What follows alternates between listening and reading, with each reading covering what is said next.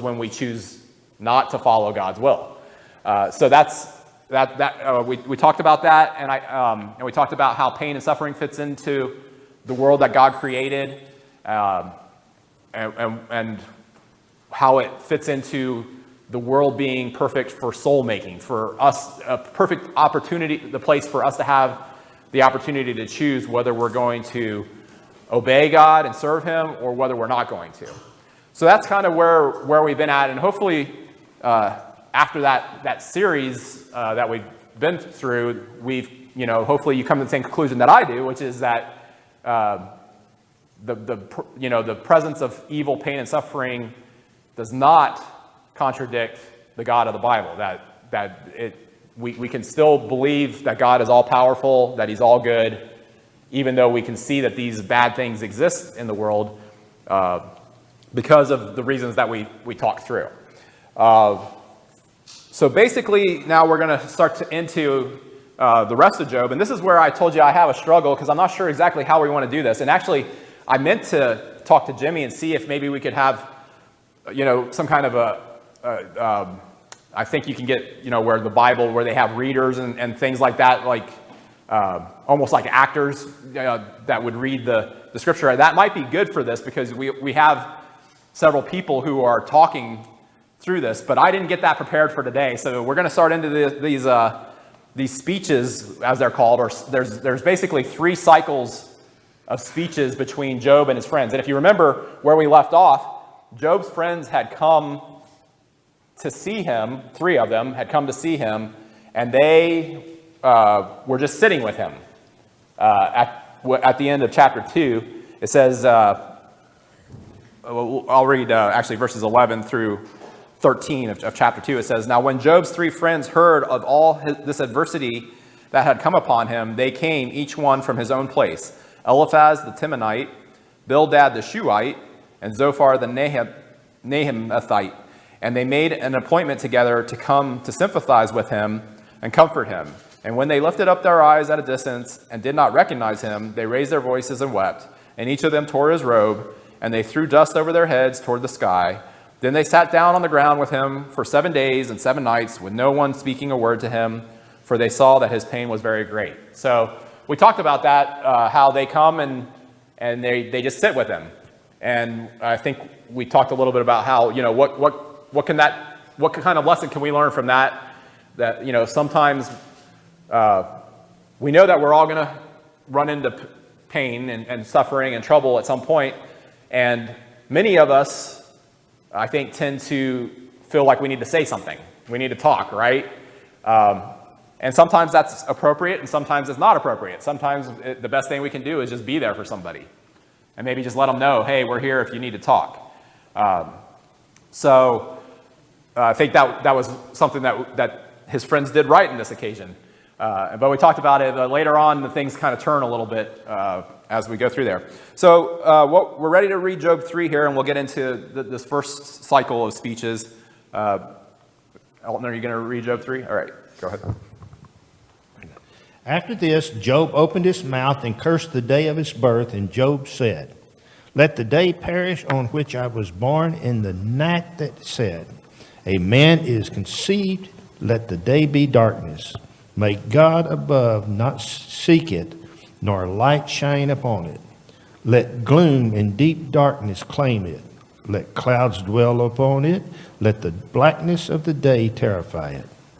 That night let thick darkness seize it. Let it not rejoice among the days of the year. Let it not come into the number of the months. Behold, let that night be barren. Let no joyful cry enter it.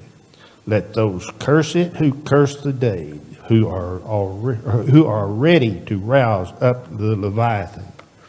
Let the stars of it dawn be dark. Let it hope for light, but have none, nor see the eyelids of the morning, because it did not shut the doors of my mother's womb, nor hide trouble from my eyes. Why did I not die at birth, come out of the womb and expire? Why did the knees receive me? Or why the breast that I should nurse? For then I would have lain down and been quiet. I would have slept, then I would have been at rest. With kings and counselors of the earth who rebuilt ruins for themselves, or with princes who had gold, who filled their houses with silver, or why was I not as a hidden stillborn child, as infants who've never seen the light? There the wicked cease from troubling, and there the weary are at rest. There the prisoners are at ease together. They hear not the voice of the taskmaster. The small and the great are there, and the slave is free from his master. Why is light given to him who is in misery, and life to the bitter in soul, who long for death, but it comes not, and dig for it more than for hidden treasure, who rejoice exceedingly, and are glad when they find the grave? Why is light given to a man whose way is hidden, whom God has hedged in? For my sign comes instead of my bread, and my groanings are poured out like water. For the thing that I fear comes upon me, and that what I dread befalls me. I am not at ease, nor am I quiet. I have no rest, but trouble comes. All right, so actually I meant to say a couple things before I had Elton read, and I forgot to mention it. As I always like to say, when you're speaking in class or preaching a sermon, there's a lot of things that I've heard through my life that I then repeat. And whenever people in politics or in entertainment repeat something that someone else has said without giving credit, what is that called? Plagiarism, yeah, okay. So anyway, I try not to plagiarize anybody, but I don't remember where I've heard everything and where it's all come from. And most of us probably are that way. A lot of what we talk about, we've heard from somebody else, but we don't necessarily know where it came from. So there's a lot in here probably that I've heard from somebody that came from somebody else or whatever as I'm talking. But I just wanted to reemphasize what I tend to do is I get a lot of different sources. Like I said, some comes from just my memory of things that I've heard. In this case, there's a couple of books basically that I'm using, that I use to kind of develop these lessons. One's a commentary by Max Anders.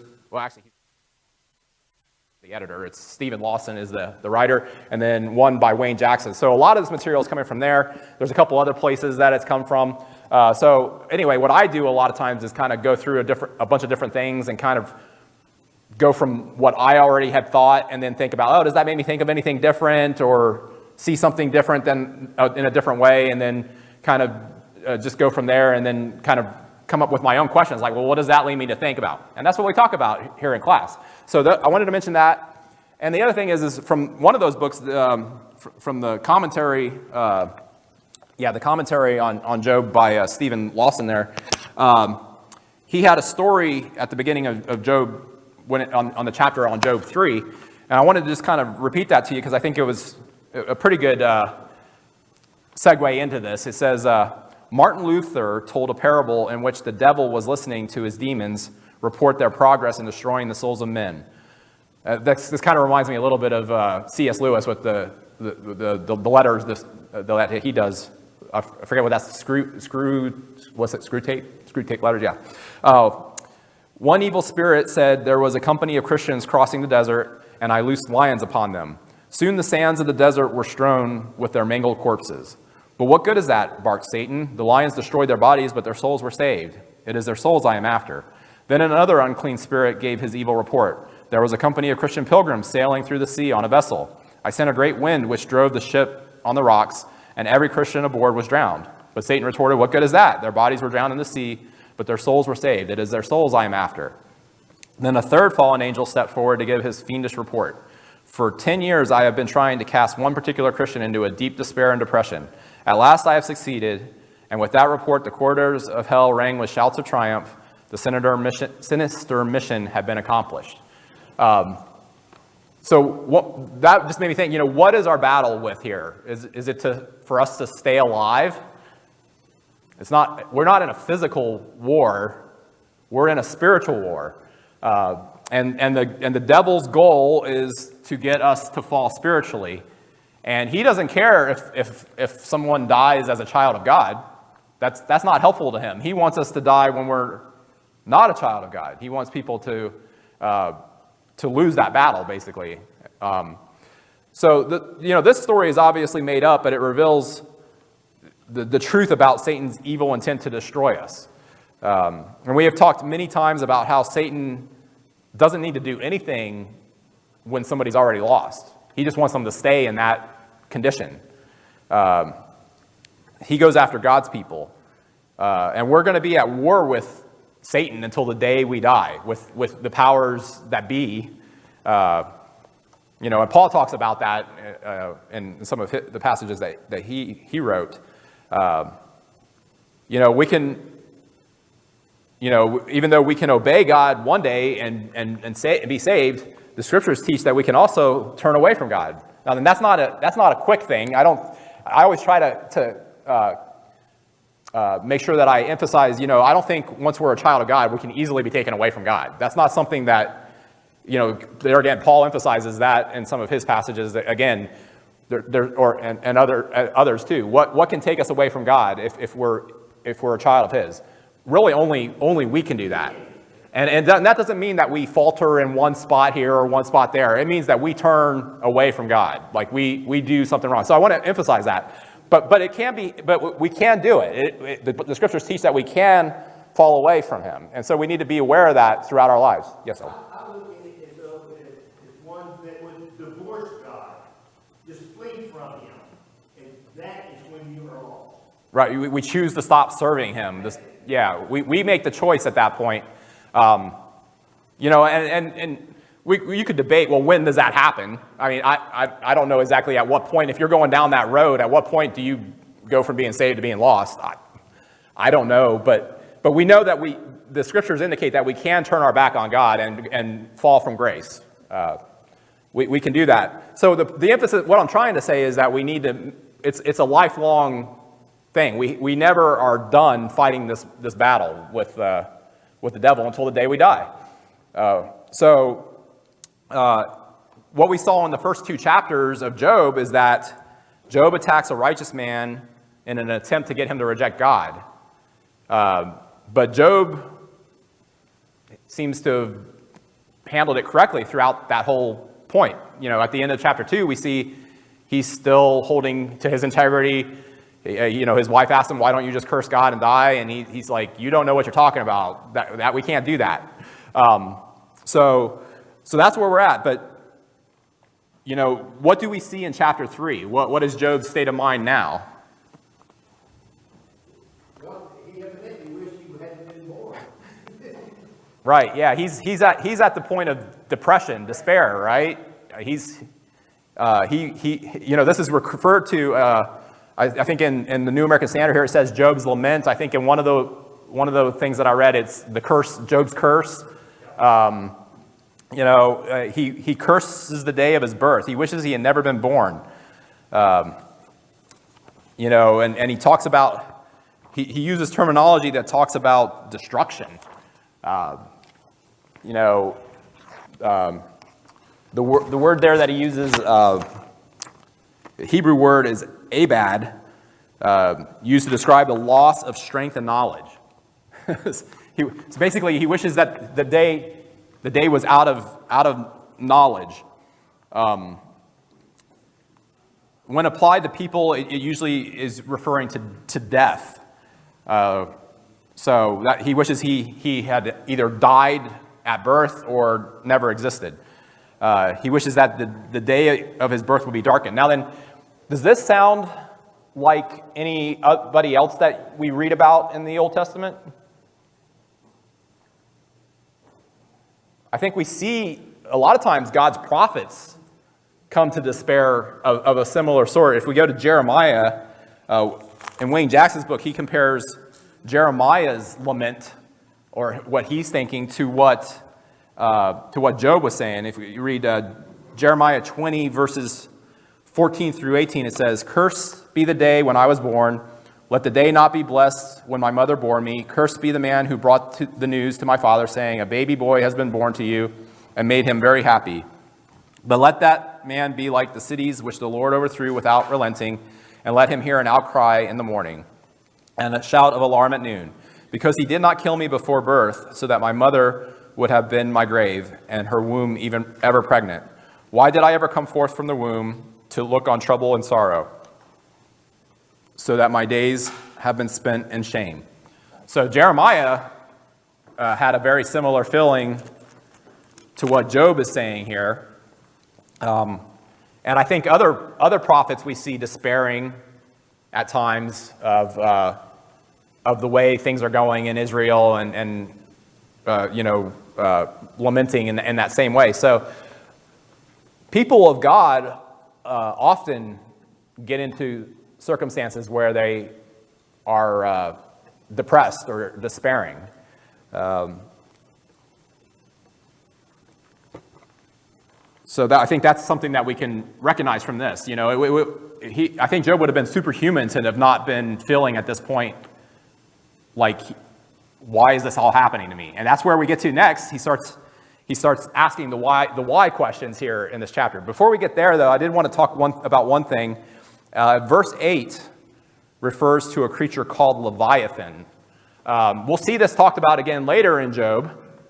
But in this case, I saw that a lot of the scholars and people who commentate on this actually think that Leviathan here is not referring to the actual real Leviathan that is referred to later in Job. They think that this is in relation to a mythical creature. So there, some people say, well, he's just talking about the same Leviathan. Some people say he's talking about a mystical creature. And the reason I bring that up just because here again, some people attack the Bible for saying, well, look, the Bible talks about some of these fake creatures, these fictional creatures, as if they are real. So therefore, it can't be God. They basically point it out as an error, as if it's an error that these creatures would be used, or that some incorrect thinking would be used. And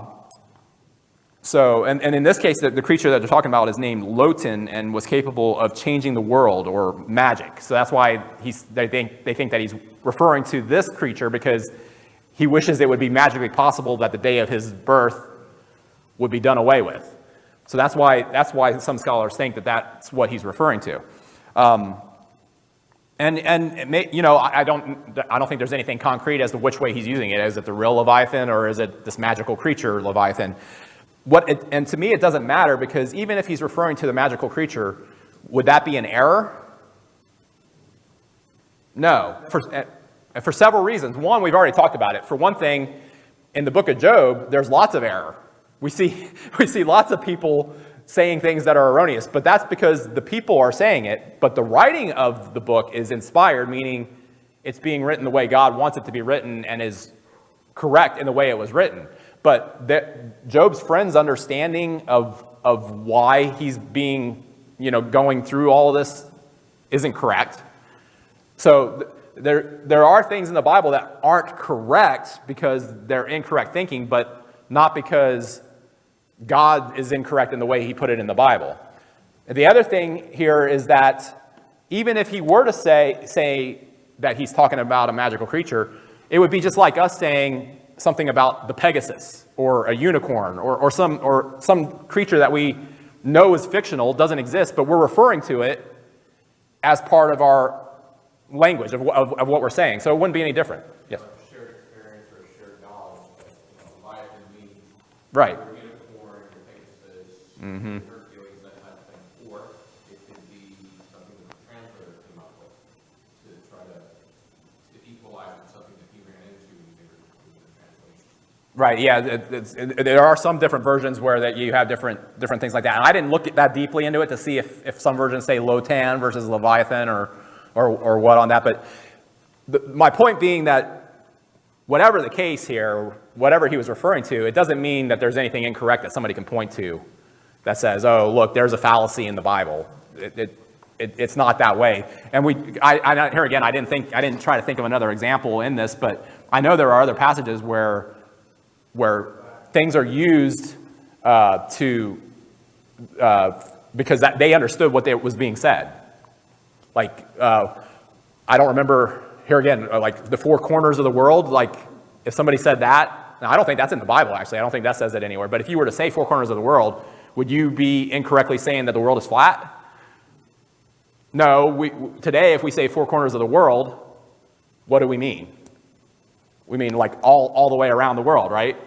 The Bible doesn't use that terminology because God knew that the world was round, so I don't think that it's in there. But even if it was, it would be a statement of like everybody would understand what's meant. So that's what I was getting at there, is that we can know what certain things are saying. Okay, so now we get to Job's questions. In verse 11, he asks the first why question. And basically he's using the why question to say, still, like, why was I ever born? I wish I had never been born. Specifically here in verses 17 through 19, it's interesting. He's talking about death, and he says, "There the wicked cease from raging, and the weary are at rest. The prisoners are at ease together. They do not hear the voice of the taskmaster. The small and the great are there, and the slave is free from his master." So he's talking about when we die, what happens. What do you think Job's view of eternity? We talked a little bit about this earlier. Like, what was their view of eternity? Is it the same as our view?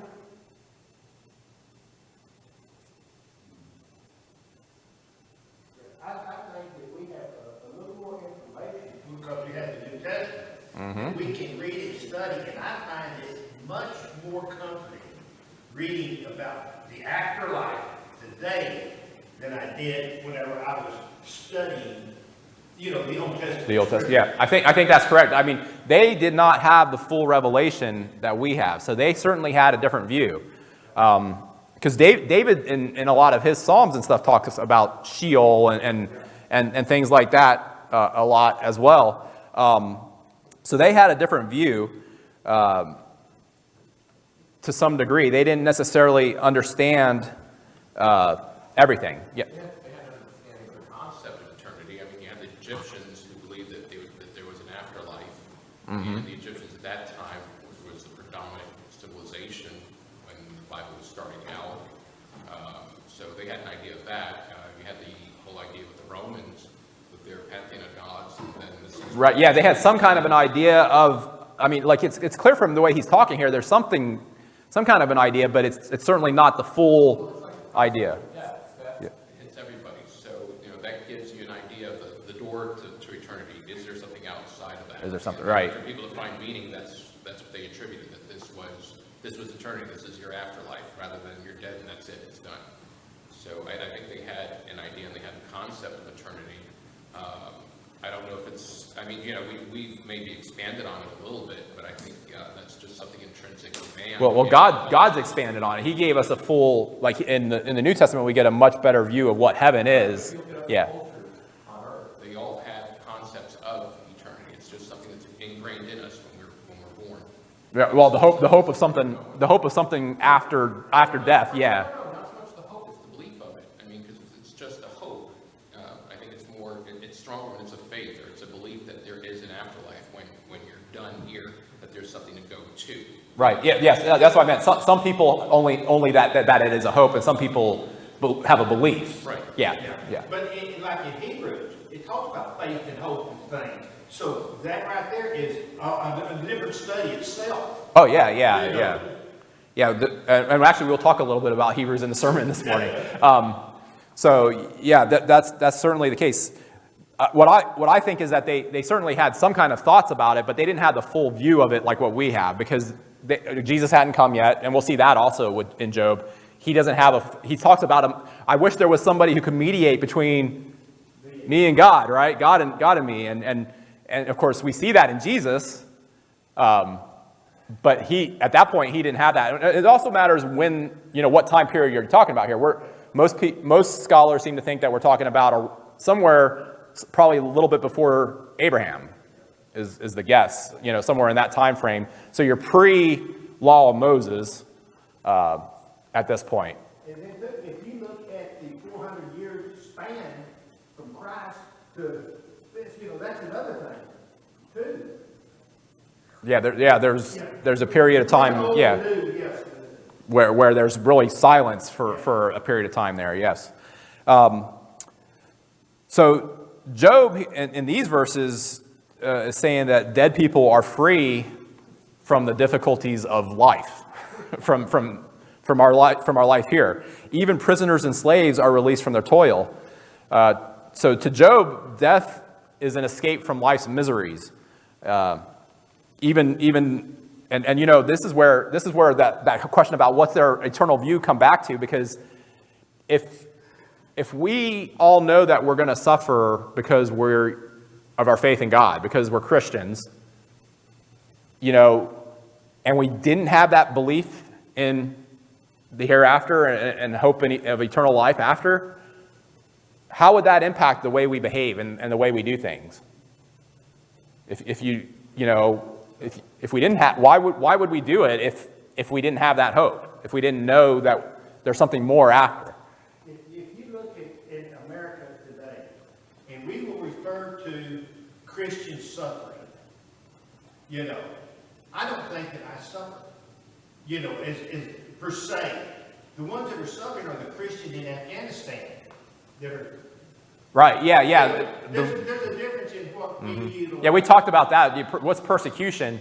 Yes. Here in America, we don't really, we talk about being persecuted, and things are certainly changing as far as what we've been used to, but true persecution, yeah, you look at what's going on in Afghanistan or in Nigeria, places where Christians are being killed simply because they believe in Jesus. Yeah, that is persecution.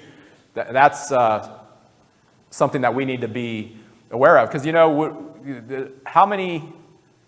This is just a rhetorical question. Nobody needs to answer this, but how many people in America do you think would stand up and say, "Yeah, I'm a Christian," in the circumstances that are happening in Afghanistan?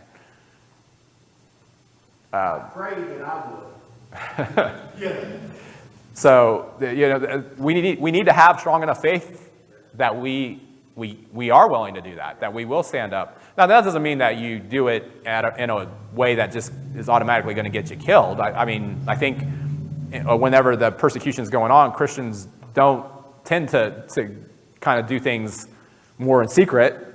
They're not out there necessarily preaching on the street corner, because if you're, something that's just automatically going to get you killed. But we shouldn't be afraid to stand up for what's true and for what's right, and do it in the right way. All right, so let's go on to verses 20 through 26 here to talk about Job's next why question. He says, he discusses the mystery of suffering. Why is light given to those in misery and life to the bitter soul?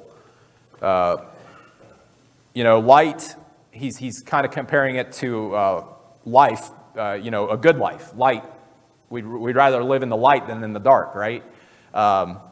He wonders why God continues to sustain his life through his present misery when he's so bitter about what's happened to him. Like, why has this happened to me? And why does God allow me to continue on? And verse 23 here is a very important verse. It's his final why of this section. And he says, why is light given to a man whose way is hidden? Job shows exasperation. He's asking why he has to continue to live when peace and prosperity have been taken away from him, when those things are gone. And he now says that God has hedged him in. Have we heard that terminology before? We talked about that a little earlier, right? The word Job uses here is the same word that Satan used to talk about what God had done for Job, how he had put a protective hedge around him. Now, Job says, God has hedged me in. He's blaming God for his suffering, really. Is he correct in his blame?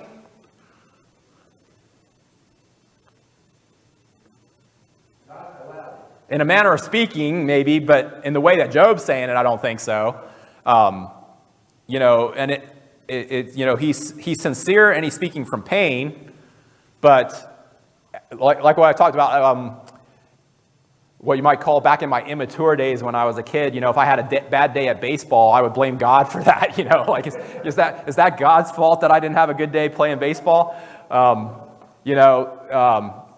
So, as we mature, we learn a little bit more about how things work and what really is important, what's not important, and those kind of things. So he's speaking from pain, out of pain, and whenever we are in true pain, sometimes we blame God. We do that. But I don't, after all the series that we just went through, talking about how things are set up to work on earth and this world and what it's created for, I don't feel like every little thing that goes wrong for us is God reaching down and testing us or causing us a problem. Like, I think there's more of just a plan of the way things work. And so what might be our response whenever things go wrong? You don't have to answer that right now. Actually, I'm almost done talking here, and then I'll ask a question that we can just talk through some stuff. But, but Job is questioning God's wisdom and his sovereignty at this point. And and of course we see other things here where he talks about he's lost his appetite. When you don't feel well, a lot of times we're not hungry, right? And and he believes if he does eat, something new is going to happen to him. Something bad will happen again. So he's very agitated. He's restless. He says, turmoil. I'm not at rest. Turmoil comes. Trouble just keeps coming. All right. So coupled with that last question that I just asked, what are some things that we might learn from Job's speech here, considering his situation? What might be some things some takeaways? Well, I think as one becomes older, they will see that everything is just not a bed of roses. Because life's experiences. Right. What happens and comes about through life. So through our life experiences, we can become more mature and learn things about the way things work. One thing that I think we can see here is that good people can weaken in tough circumstances. Like, what Paul says in 1 Corinthians 10:12? He says, therefore, let him who thinks he stands take heed lest he fall. None of us is going to stay on that pedestal. Life has ups and downs, and we have to be prepared to go through those ups and downs. I think Charles mentioned when we were talking, when we were first doing those first couple chapters on Job, he mentioned about how it's our character and our relationship with God, and does that stay true no matter what we're going through, whether the circumstances are good or bad. Our character should stay the same. What we do should be the same. We shouldn't vary as far as being a Christian, as far as the way we live, no matter what's going on there. And I can remember growing up, this is a long time ago. John Wayne's been dead for many years, but I used to want to be like John Wayne, be a hero of some sort, whether it be the Green Beret in Vietnam or the Westerns or what. But as we grow and mature, I think we start to focus on other individuals, in fact, biblical examples of what we need to be like. Because we can look and see that some of these individuals, they don't have really that much and speaking of that, and speaking of that, learning from the things in the Bible and the characters there, from Job here, we can learn from his weakness. Job is pointed out as basically a stalwart. The patience of Job. How strong he is. But here you can see him weakening, and you can see what he's going through here. And we can also see that he's not inspired in what he's saying. Like, he doesn't have all the answers at this point. Like I said, the writer of Job was inspired, but in what Job's saying here, he was not inspired. He may have had did have some incorrect thoughts. We know that because when we get to the end, God's going to tell him, you don't got it right here. You got it wrong. But then he turns to his friends and says, and you really got it wrong. So the people here are not inspired, and so we can learn that. We can learn that we can suffer on many different levels at the same time. Job's suffering physically. He's suffering intellectually. He's, he couldn't find answers to the questions that he has there. He's suffering emotionally. He's anxious. And he's suffering spiritually. He's questioning God. So he's under attack on all of these different levels. The other thing we can see is we should never underestimate the pressures that this life will put on us. We can encounter physical, financial, emotional losses that will beat us down, and we must have strength. We must strengthen our faith in God during the good times so that we can stand during the bad times. 2 Corinthians 1, here again, Paul talking.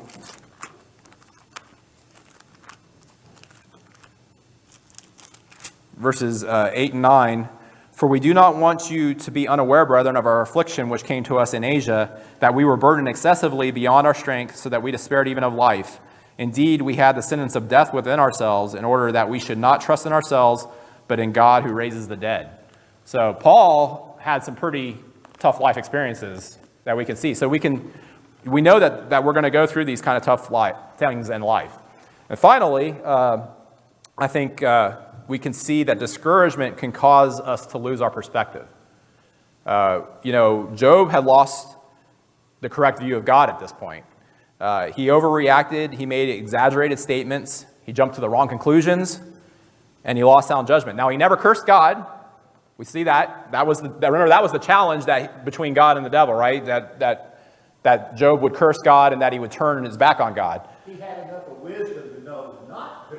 Right, yeah, he was strong. He had good enough character he was strong enough in his relationship with God that he did not do that. But he is questioning. He's weakened.